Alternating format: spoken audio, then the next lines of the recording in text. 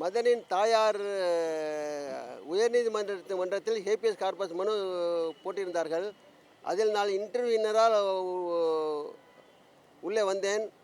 அந்த மேட்டரில் உயர்நீதிமன்றம் என்னை ஐஓ திரு ராதாகிருஷ்ணன் அணுகி எல்லா மதனை பற்றிய உண்மைகள் ஏதாவது தெரிந்தால் கூறுமாறு கேட்டிருந்தார்கள். அதை பற்றி இன்றைக்கி விசாரணை நடந்தது.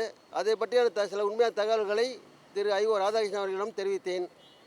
மேலும் என்னிடம் 7.5 கோடி ரூபாய் பணத்தினை மதனை முன்னிலைப்படுத்தி எவ்வாறு பச்சைமுத்து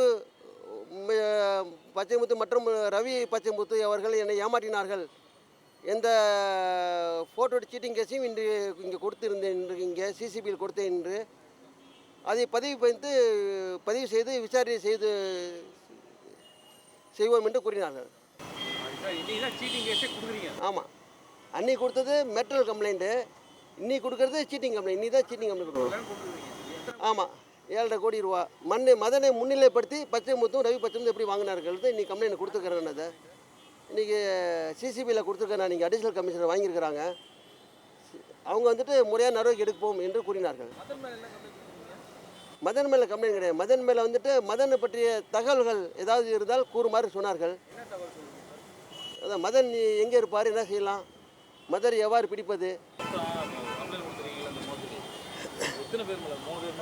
3 பேர் மேலேயும் கொடுத்துருக்கோம். இன்றைக்கி மதன் 3 பேர் மேலேயும் மோசடி கம்ப்ளைண்ட் கொடுத்துருக்குறேன்.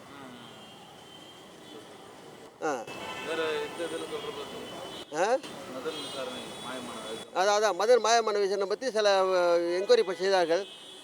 அந்த என்கொயரியில் சில விஷயத்தை சொல்லியுள்ளேன். அவ்வளோதான்.